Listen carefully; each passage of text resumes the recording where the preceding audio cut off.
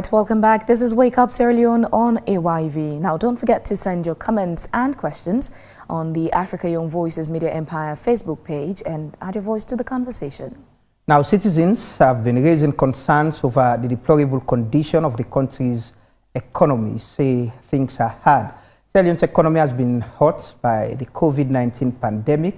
According to some reports, real GDP was estimated to contract by 2.07% in 2020 after growing by 5.04% in 2019. The government says the decline in exports has caused the current account deficit to widen to 15.06% of GDP from 13.05% in 2019. So this morning, to discuss the current state of the country's economy, the bread and butter issue from the parliamentary perspective, we have in our studios Honorable Ibrahim Conte, who is a member of the Sierra Leone People's Party, and Honorable Abdul Karim Kamara. He is a member of Parliament and also representing the All People's Congress. Good morning, Honorable members of Parliament, and welcome to Wake Up Sierra Leone. Good morning. It is a pleasure having both of you. Indeed, it's a pleasure coming again. I'll start with you, Honorable Tawa. In a sentence, how will you describe the current state of the country's economy presently? It's challenging, and it is not different from what obtains in other parts of the world. The world being a global village now, and the fact that Sierra Leone is part of a global village, and when the global effect runs across the village, it affects every other inhabitant in the village. So in a sentence, I would say the current state of the economy in Sierra Leone, like every other country across the world, is challenging. But things to come back to normal as recoveries across the world shows that there are positive trajectory towards economic growth. And principally, we all know what underpins the economic growth of a country and what ingredient makes the economy works. As members of Parliament, you have the responsibility to, pass laws that will help in addressing issues across the country, including the economy, to do your oversight functions as well and represent your people. How much has Parliament done, or members of Parliament, individuals like you, done to, help the government in addressing, some of the economic issues, the things that affect the ordinary Sierra Leonean, the bread and butter issue? Well, as Parliament and as a member of Parliament representing the ruling party, I tell you personally, I have done a lot of research and I've made a number of recommendations, and I'm sure most of those recommendations have been considered. Some were made at the highest level of government. And I will tell you one is the fact that I am pushing, and I will keep pushing until we get to that point, wherein we would amend the recently amended Banking Act of 2019 so as to ensure that Section 25 of that Act is reviewed, to ensure that we manage businesses in Sierra Leone, especially the banking sector. For a country to realize and to manage the foreign currency exchange imbalance and fluctuation in the markets, you need to have a system wherein the demand and the supply must outweigh the demand. Or in a situation where the demand is not high, you have to manage the supply end. And the only way to manage the supply end is to ensure that trade transactions in the banks are what big businesses, off-takers of foreign currency goes for. For now, the current system in the Banking Act, Section 25, gives the same class of priority to both contingent liability and direct exposure. That is to say, if you are going to open a letter of credit, and if the bank's single obligor limit is $2.5 million, and the letter of credit you want to open, it's $2 million, the bank can open that letter of credit for you. But it means the bank cannot service that customer beyond $500,000. So what I'm proposing and what I'm pushing for is to ensure that we have a system wherein you tear off liabilities and gives the bank the leverage to take a percentage share of the ticket value. For example, if you're doing $10 million guarantee for a company, for say a company like NP, you will take $100,000 that will be recorded in the bank's balance sheet. That will give NP the reasons to do more business in guarantees, in letters of credit, in standby letters of credit to their suppliers like ADAX and others, so that it will reduce the pressure on the foreign currency in the country. That's not to say, you look at our supply end. Our supply end comes from principally few sectors. One of those sectors are the international credit and multilateral guarantees and concessionary grants that we receive. Those monies come into our foreign accounts in America, and those monies are converted into local currency for transactional purposes in Sierra Leone. And in that instance, it will mean the government will have foreign currency at its possession to service that need. But that currency cannot meet the demand. So the other aspect is, what has gone wrong with major supporters of the economy in terms of foreign currency, say the mining companies, the INGOs, the SOCFINs of this world? What has happened to them? In 2015, 2014, 2012, 2016, SOCFIN was importing foreign currency into this country, for example, yeah, because they were at the construction stage, they were at the management stage. Now they have started production. Now they are exporting. So it means now they are taking out foreign currency out of the system. And the third aspect is, we have a lot of multilateral agreements that we've signed into that are supporting projects. For example, the Badia project at Fabe College. You will realize that because of the first aspect that I've mentioned, the liability aspect, the way Section 25 is designed to take everything as 100%, makes such a lucrative project with high foreign currency turnover. The foreign currency goes to places like Guinea, like Senegal, because they are issuing the guarantees, because our banks are not capable enough to do that. So all of that is telling on the economy. So on the parliamentary side, we've looked at that as members of parliament and as a member of the finance committee, and we're going to make more recommendations to the bank governor and to the cabinet subcommittee on the economy, so as to bring everybody together, and we'll look at it and see how we can review it. Yes, I know there are Basel implications. They will tell you that we are on Basel 2, but currently we are on Basel 1, and Nigeria is on Basel 3. And in Nigeria, a bank that issues a particular contingent liability ticket, that bank takes 30% of the contingent value into its balance sheet. So let's mirror something around managing the economy that would ensure that we balance the trade imbalance that currently operates. Would come to delve much into the details of the economic problems we have. But let's take a few steps back, Abdul. There are citizens who say part of the problem is Parliament. Parliament does have a role to play, and it's not, vibrantly playing that role, and it's leading to the problem. Is that unreasonable? Well, depending on where you stand at a particular point and the angle you look at it. For where I'm sitting, I see a blue studio. Somebody else watching from outside, he sees a white studio. To say Parliament has not done anything in itself will be too ambiguous. Also, we agree that we've not been given the full leverage to do the things that the citizens expect of us. Some of the challenges we have now are not, they are not brand new problems that were brought into Sierra Leone. Way back in 2018, even before we had the 2019, before the corona, my brother will agree, we asked for the bank governor to come, the entire finance team, the people managing the economy of this country, to come to Parliament and talk to us. And let's know, as lawmakers, as the minds of the people, for us to understand what is going on, what are we entering into, and how do we solve some of these problems that are coming now. As I sit here, the bank governor, the Ministry of Finance, the Accountant General, none of those people managing the economy has ever come to Parliament to talk to us as the mouthpiece of the people. And you know what? But the Parliament has the power as well to invite those individuals and that's where to have that conversation. And that's where I come in when people say Parliament has the powers. Parliament is an institution.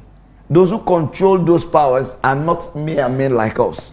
So we sit in the well and say, bring us the bank governor to explain to us what is happening with the economy. Bring us the bank governor to tell us where what is happening with the exchange rate. And somebody somewhere within the parliamentary corridors will tell you, okay, we'll bring it him. Do question, you write a question, you do this, you do that, and he doesn't come. What do you do? Probably that's the question we can ask you, considering that's what I'm asking. You're in Parliament. What do you do? You have not, the powers we have is, ordinary members of parliament like us who take the daily challenge do not have the powers to you summon. Even when you summon people to come, the clerk writes the letter, the clerk has to approve, it has to go through the speaker. But isn't there consequences when Parliament summons an individual and the individual fails to show up? Aren't there consequences? Well, I am yet to see how powerful this Parliament is. Don't forget we had the situation of VB in Parliament, who came right into the well of Parliament and defied the Honorable House. And he was sent to CID. Before the man could even come down to the Vice President's office, he was released. So how do you tell me Parliament is that powerful? So if we can start with what the question Phoebe asked about Parliament taking responsibility for our situation. You are the people's representative. You have the power to provide oversight responsibility, enact laws and represent the people. If you cannot do your work, if you can't enforce your powers, will you want to take responsibility as well? I will not deny the fact that this current parliament ought to have done many things to have remedied the current situation. Mm-hmm. Yeah, I will not. In fact, it behold my integrity to even say, no, we've done everything we could to have mitigated some of these issues. Mm-hmm. We tried. I remember the situation of Hassan ACC, our whip, calling for the bank governor to come. Mm-hmm. You know, these are not peculiar problems. We know the problems as lawmakers. As my brother is here sitting down, he will tell you, analyze all the problems. But the truth is, we've not been allowed to operate a parliament that is the opinion of the people. Who is not allowing parliament? Well, within the parliament itself, these are not issues that we should cover up anymore. So who is not allowing parliament? You call, like, I remember I called for the Ministry of Finance to come and explain to us when we had the situation of buying COVID vehicles. We raised up the issue.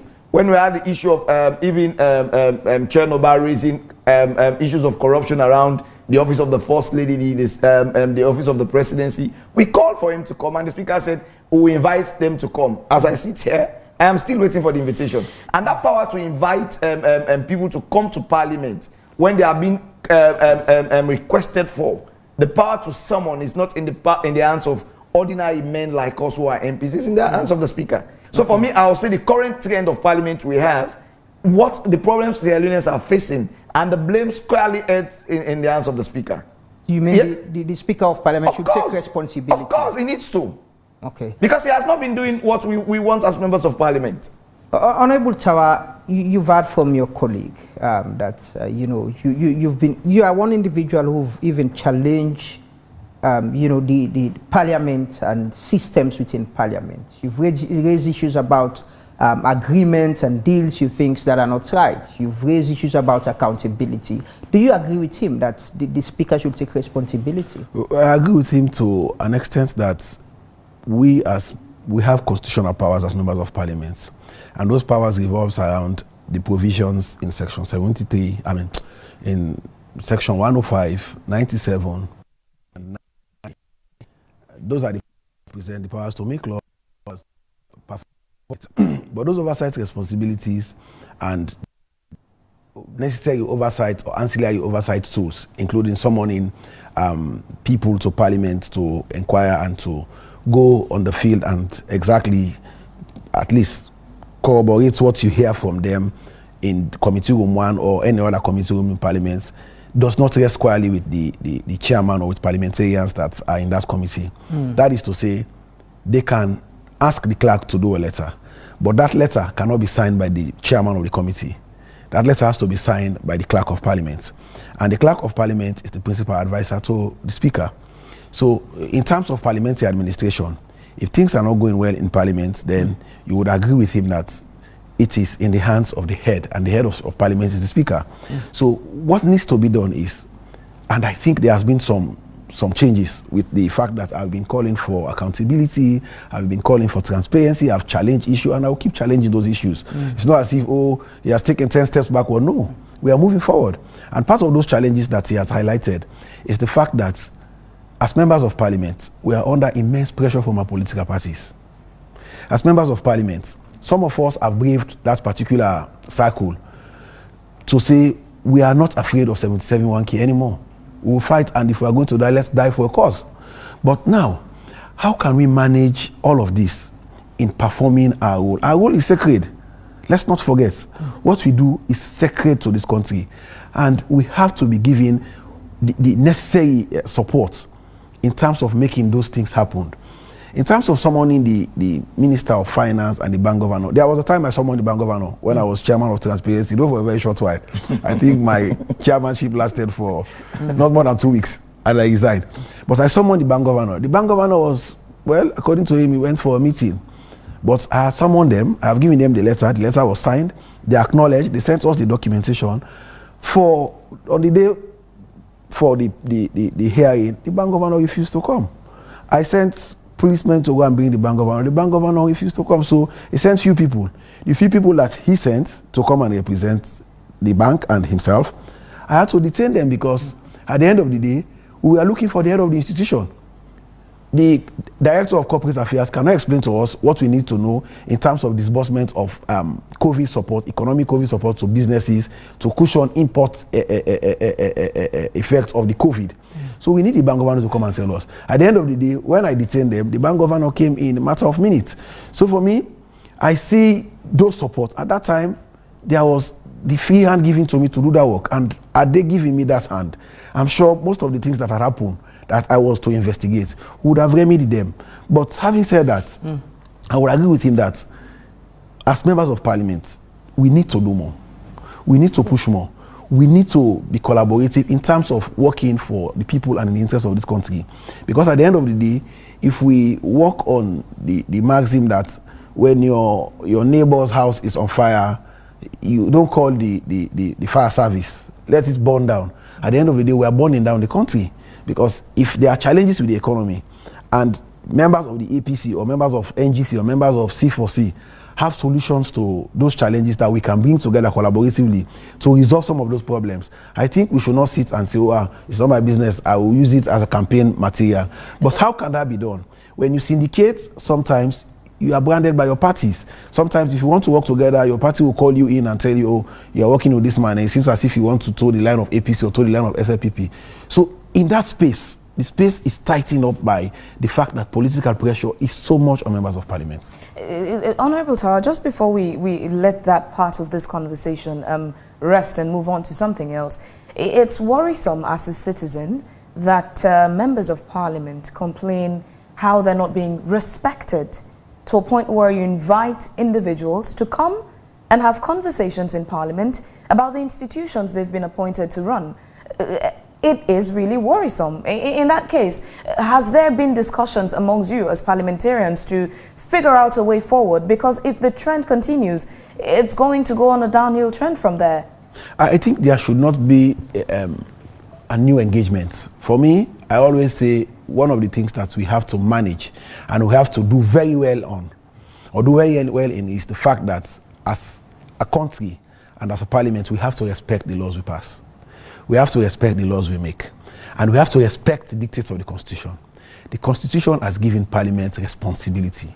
And the Constitution and every governance system across the world has made provision for separation of powers. And there are delegated powers given to people.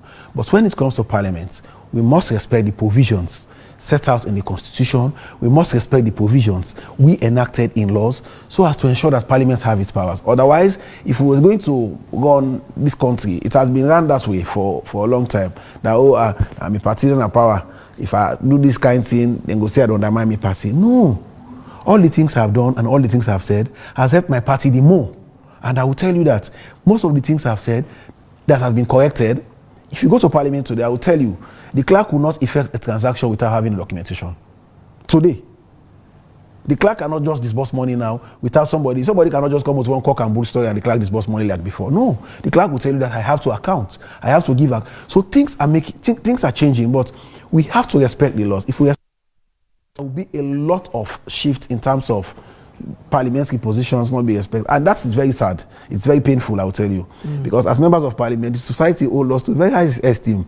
And when it comes to performing our work, you see someone, a particular MD, and that MD will just call somebody and they will tell you, okay, leave that one for now and wait, we'll call them, we'll find a way. And these are things that are undermining and I'll ask the same thing again. So how do we get to the point where as stipulated in our laws, when Parliament summons an individual, that individual attends to that summon as soon as possible. How do we get to a point where that happens? Because if government officials are not even respecting Parliament, how much so for a private institution that Parliament would say, for example, there's a mining company that has allegations, let someone, management. How do we get to that point? You cannot summon the management of the mining company without going through the ministry, because we don't interface directly with the agencies or with the companies. I'm just saying, for example, if government officials who ought to know better and serve a better example do not respond and respect Parliament enough to show up, how much more for private individuals? Well, I want to play the devil's advocate. It is not the government officials that are not respecting Parliament. It is Parliament itself that is not giving itself the power to get compliance and adherence from these people. Because, for example, if you guys to the MDs, they will begin to put the document together. What they will do is they will call somebody, a senior person in Parliament. And it is not the MD, the head of the MD that will call you as a member of Parliament, I'm not going to come. It is somebody that is at the highest cadre of parliamentary authority that will call you that leave that one for now. And I don't understand. You were saying invitations have been sent out to these individuals for a summon and they didn't show up. Are you saying it's a case that the invitations were not sent out, but the impression was given to MPs that an invitation was sent out? No, I am saying now, I don't understand. I am saying now a committee is heading in Parliament, yeah? Write a letter to Lamana, who is responsible for Wake Up Sierra Leone, that we need to know exactly what your programs, what are your current programs, what programs do you have in future, how have you been expending monies collected from, yeah? And he has said, as the chairman, he has instructed his clerk to write to Lamana as the head, or to write to the agency, Lamana being the head. And the clerk of Parliament has signed that letter, and that letter has been dispatched. Lamana has received that letter.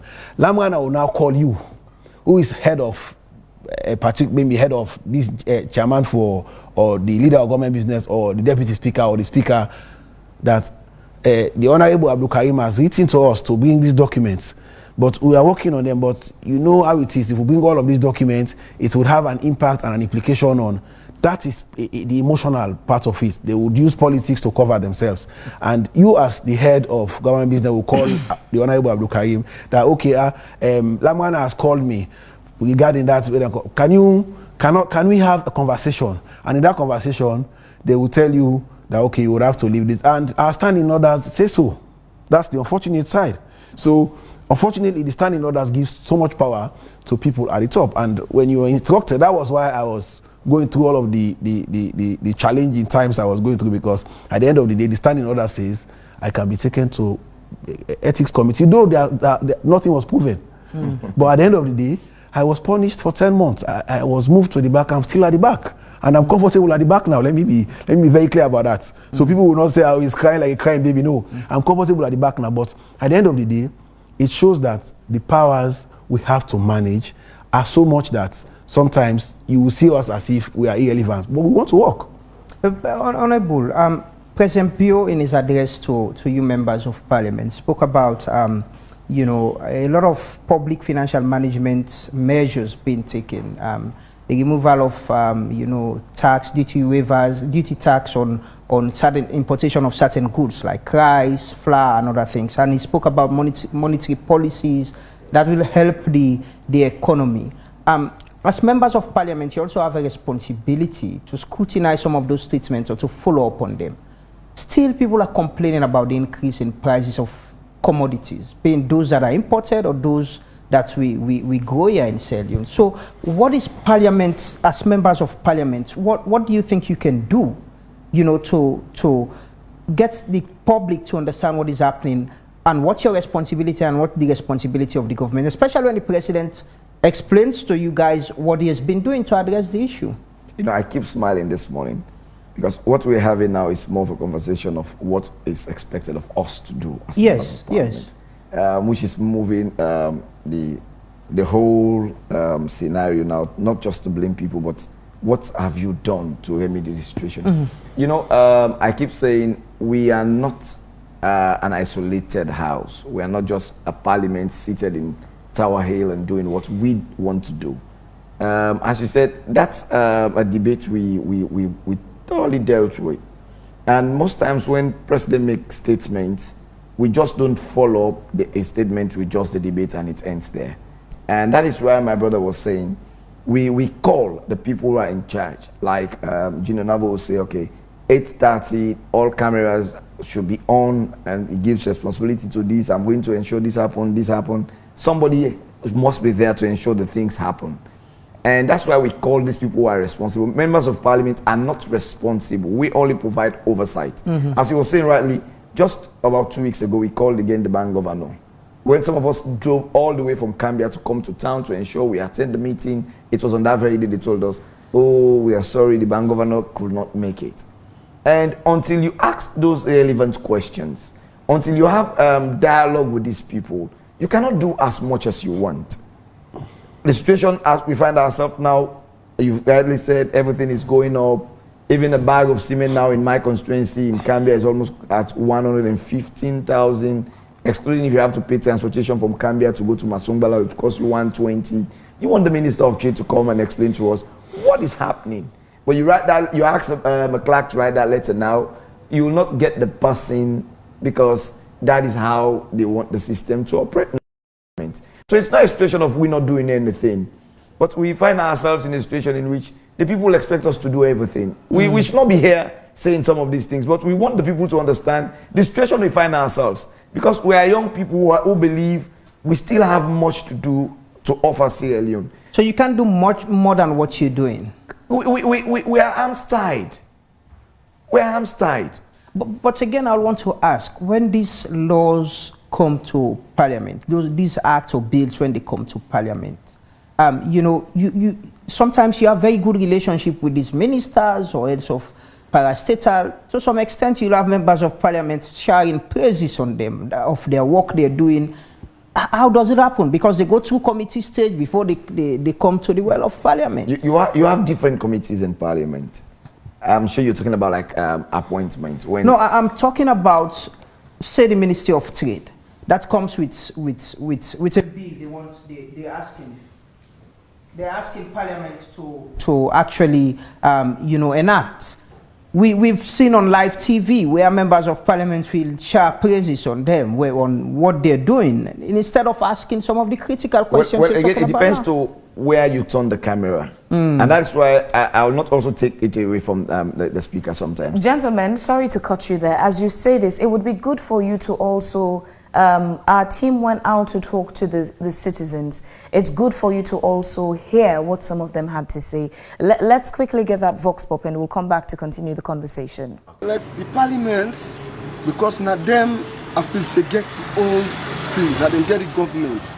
Because now them for Sidom, now them they make the law, now then they emphasize the law, now then get for make this law, for make, I feel say the country go straight, the country will go further. If the parliament not sit down, they not try for strategize, they not try for come to one, forget about partisan, forget about this, we come to one as a whole, as a nation, for make Salon go. It will not go easy if you not come to one, if you not put the hand together. The parliament need for sit down, they need for come to one, they need for emphasize the law, they need for do great things. I believe say for me Salon go before. My own opinion, I feel say parliaments they go for me because parliaments they make the laws. No, and actually laws in the country. So I feel say they get a lot to do. One, now parliaments will look into the control of prices in this country. Control in a sense, the price not get control in this country, and if we not get control how prices and inflation in this country, I'm not fit to say we're able to control the economy. Let's say I mean by that. Now, people they grab the put low price every day. If we may get a system where they monitor the price control in this country, I believe say they actually they play a great role for reduce the pressure where the country will face in terms of the economic struggle. Secondly, I think say Parliament and government need for encourage more external businesses and for come like the country. one, what make we need for get external businesses in the country, because now take into consideration the dollar. The dollar they inflates drastically because of the high taxes we companies and the pay. So we make beaucoup million on this country right now. Parliament will look into the taxes where they impose on people where they come with businesses, people where they come with structures for come implement na the country. And for look into some of the taxes the way they put by some of them people where they make their run away. Then they failing for realize say when some of them companies and they come, then get most of we as Sierra Leoneans can get for be job opportunity. Because they can't do everything all by themselves, then get for find people that they get for work with them. And then they help for reduce the lack of employment in the country. Another way where they also affect the economy. Parliament get role for play. Get role for play, for come, for let them do, for let things go fine, for the layman in the country. Put things in place. To me, own idea. They will put things in place, let office and wait to the experience so for let it not repeat again. Things are rough. The country rough. Everything's scarce. Everything don't go up. Rest so Pamayo, this official, school fees so look at this I go pay for my picking and say about 1,100,000 and 900,000 I pay.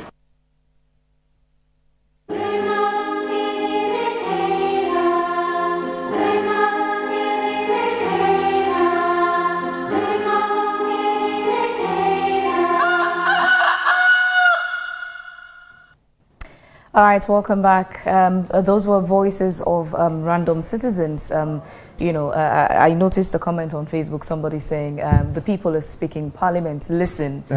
So it was quite apt to put it that way. The people have spoken, and now you've heard what they said. But oftentimes in Parliament, especially for state opening, the president would make a statement. There are also other policies here and there, seeking to address the economy, which has been termed the bread and butter issue. Yet, the citizens still continue to complain. So it's not about the policies and what we say, it's about what they face, their own realities. And somehow along the line, there's a disconnect between all the policies and beautiful statements and the reality on the ground. How does Parliament track all of this? Well, if it's for statements, if it's for beauty expressions, if it's for the ideas, I'm not sure as a country or as a government we lack ideas. We don't lack expression. But where the problems are, like remember in 2020 I was in the same studio. Then my brother was in the blacklisted, and we were discussing the Finance Act with Josie.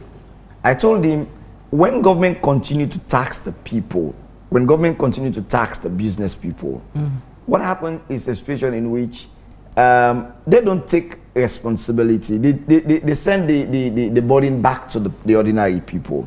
And there are commodities that are of multiple effects, like fuel, for example. If you increase fuel, the effect is on the ordinary person. So do all the statements you want, give all the good expressions, sugarcoat the words and make them look good. The economy is not a political tool. The economy is a realistic tool. I keep telling people, you can do propaganda around any other thing, but you cannot do propaganda around the economy because it's a living thing. It's in the house of every person. And again, we are also affected in all of this because we are also citizens. We don't have a special shop to buy as politicians. So you earn more than the ordinary citizens. Well, so I don't want to go into that conversation at all. No, I'm saying you earn more than the ordinary. That the guy you saw in that video, I'm sure, who is a petty trader or earn less than what you earn. So he's more affected than yourself. I agree with you perfectly, but I have also more troubles than him. Let's don't go into that conversation. I have more expectations. More, the more the responsibility I have in my constituency. As oppositional members, I want to ask, has there been any documents or recommendations, say, this is how we think things could be done better? This is our own blueprints. This is how we think the economy can be handled to change the things that are happening with people, the rise in prices of local commodities. When I was young, they say... Now process that thought so you would share with us just after this. It's 8:45 and the economy isn't that great. Let's make some money from AYB. We'll take a quick commercial break and we'll come right back. Welcome to Sierra Leone.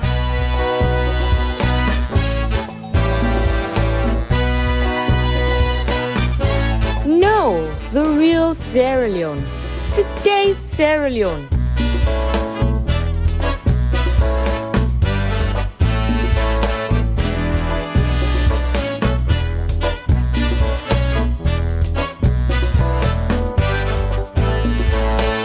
It's part of who we are. It has been for over 100 years.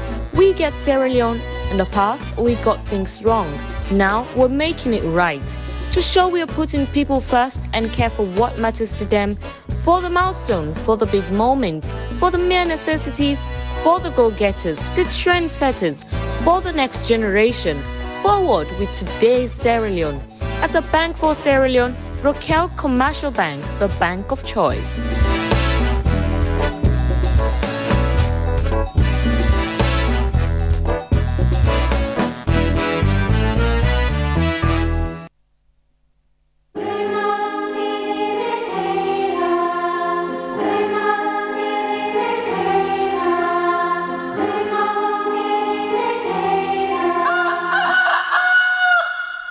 Okay, welcome back. Honorable, you were saying, I was asking about a possible blueprint. Say, this is how we think the economy can be changed, the issues can be addressed. That's what I was saying. When we were young, they told us gods and fools don't change. But I have lately understand not just fools. Wise people believe they are more intelligent than other people, do not even seem to listen. We find ourselves in the situation in which every year we keep saying the same thing. We keep saying the same thing, whether it's a budget, whether it's a finance act, whether it's a presidential speech, we keep saying almost the same thing. And what happens is we are not even considered as part of governance, I would say. Because when you tell people, okay, one thing we had before governance was President Bill telling us tax waivers are a beautiful way to encourage corruption. So we're expecting something new. But what we've continuously been doing and continuously critiquing is we give so much of tax waivers, you understand? Even in this regime. We give too much of tax on the ordinary people. Like my brother will agree with me, this Finance Act, almost everything was increased. But these are incentives. These are incentives to make things, easier to help importers, reduce the price of say, rice. Interestingly, the tax waivers we see are not for ordinary business people, and not for the importers. You think those who bring in rice, onions? But there are duty waivers on rice, I think. Yes. How is that how has that affected the sales of rice in the market? So how much have you done as members of parliament to provide the oversight responsibility to monitor and report on things like this? It will sound insulting to continue to smile and laugh when serious matters like this are mentioned. But I have told you, this current parliament lost its face because the SLPP never wanted to deal with one man who was VB.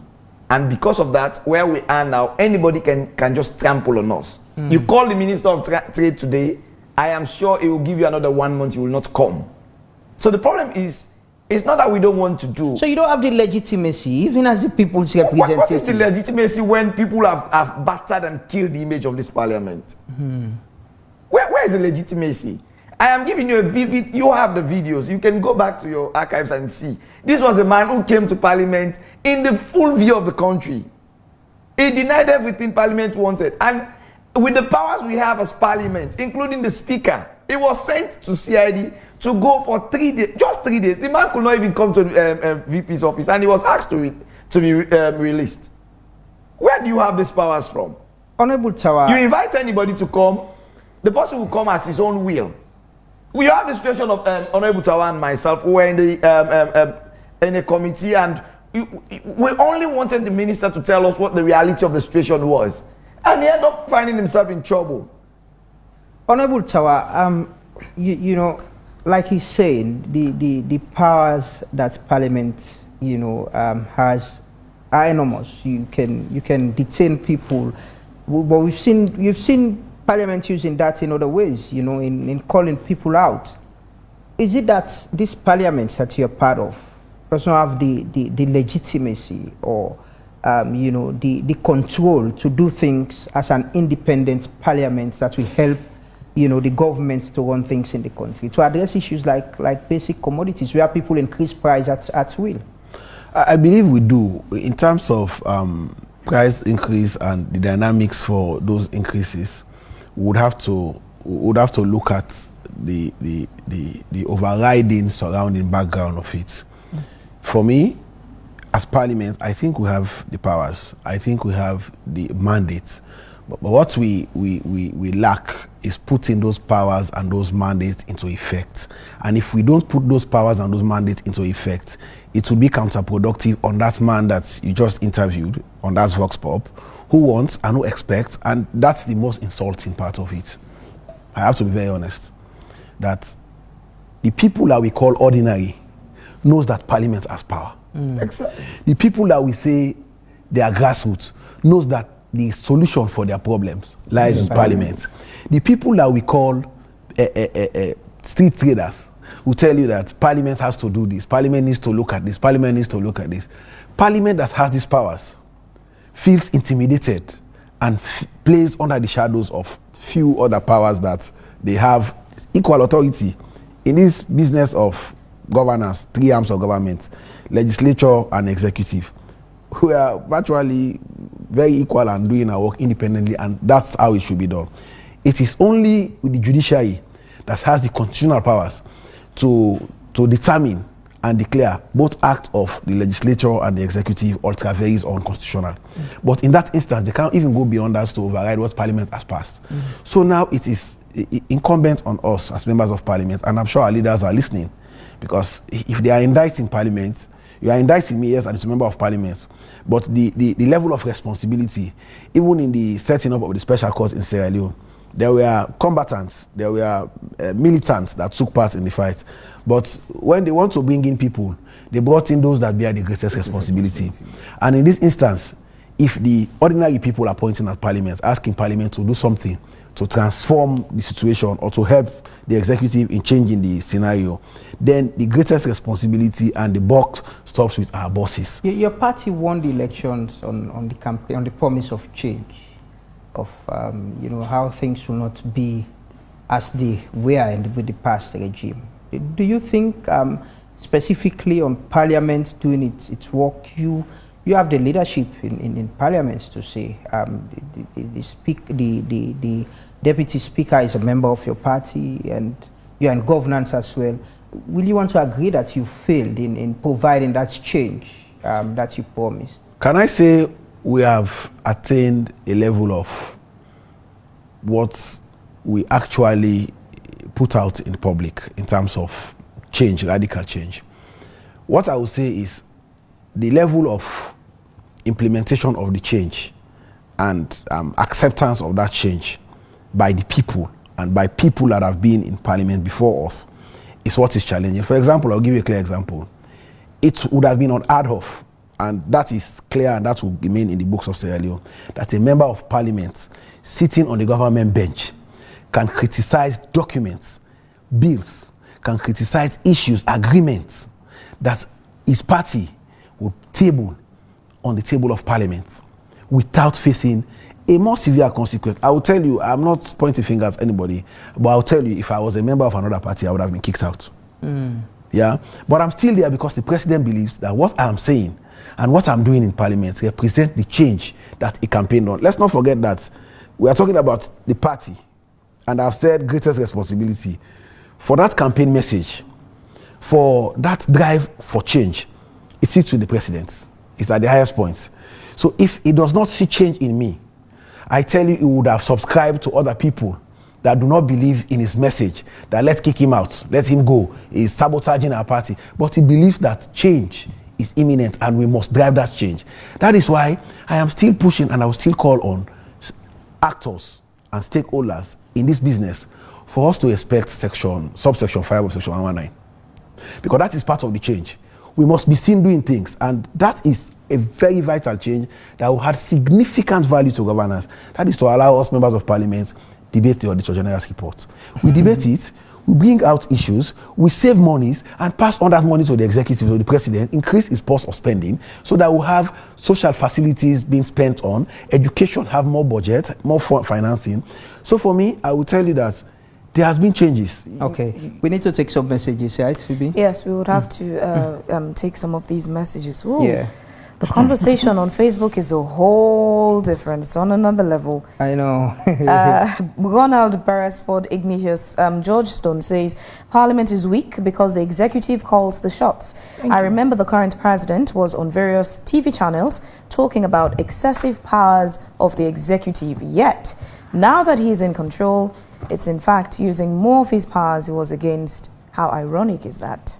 Mansourco says the excuse of blaming COVID-19 for our failing economy is something we should not do again. There has been no good and coherent fiscal policy since the government came to power. The economy has been fluctuating with high inflation and no stimulus to support growth.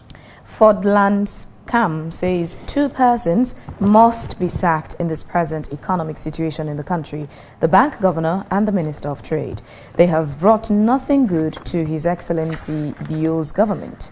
However, kudos to the Minister of Tourism, Ministries of Basic and Tertiary Education, Minister of Health, Internal Affairs and Health.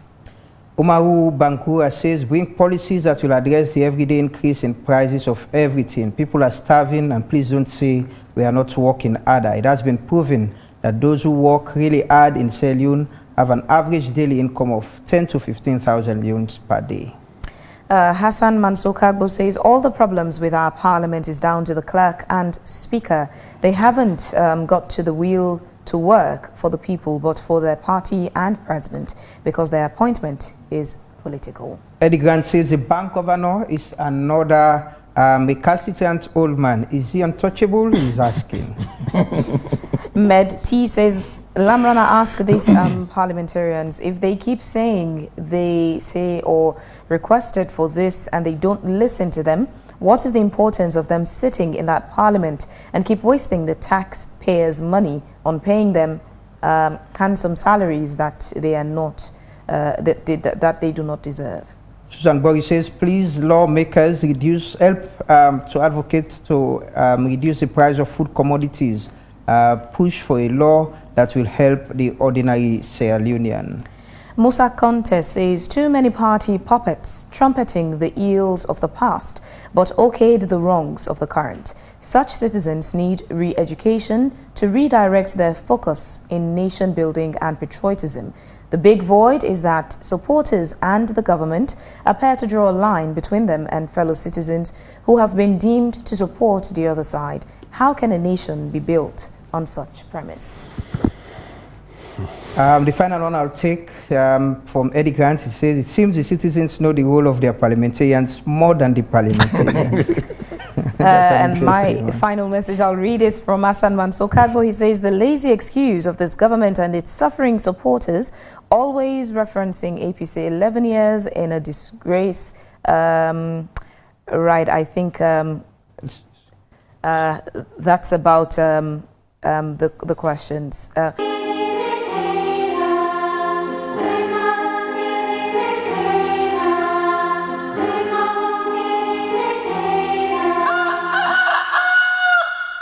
Welcome back. This is Wake Up Sierra Leone on AYV television. We still have our members of parliament with us in the studio. Yeah, you've had the Voxes, you've had from our viewers on Facebook as well, and it's clear people believe Parliament has the power.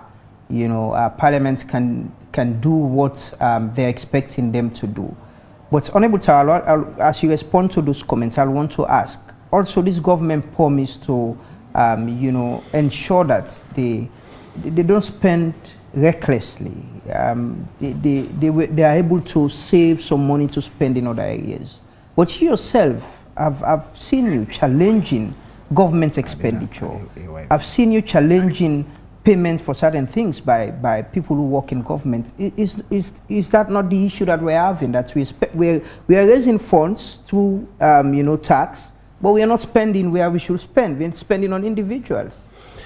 I think there are issues sometimes in some MDAs when it comes to the use of public funds and in terms of management of our expenditure.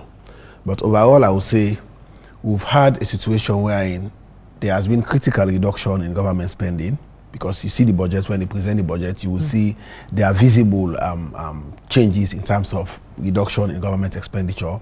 That doesn't save the fact that there are still things that needs to be done in terms of reduction in expenditure management. Because if we prioritize our expenditure, it would also save, like you said, and add value to other areas. Now you realize that the greatest expenditure of government is on the free quality education. Yeah. So what Parliament needs to do in terms of supporting government expenditure on the free quality education is to monitor the process of delivery on the areas for which expenditures are really going into. Let me tell you, there is something that everybody look as if it's something minor, but it's a major expenditure for government currently. Government pays the fees. Government pays fee subsidies to principals, to schools. And if you go to those schools, you will be shocked to see that nothing is happening in those schools. If you go to those schools, you would ask, what are they doing with the money? What are they doing with those fees? It looks small, but if you put it together, the aggregate sum of fees paid per term every 3 months runs into 500-600 billion leons. Sometimes goes into trillions of leons in a year. And these monies goes into the hands of these people.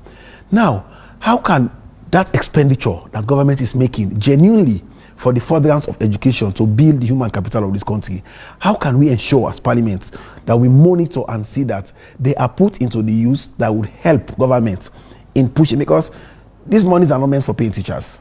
They are meant for maintenance of blackboards, repairs of chairs, ensure that we have convenient and adequate classroom with the ambience for the child to sit and learn. But if you go to some schools, my school, for example, you go to services, you will see the condition of my school. We are currently working as old people trying to rehabilitate one of the buildings. That building, you go there, the roofs were all worn out. There was no ceiling over the head of the children. And how can they learn in that environment? But government is paying that.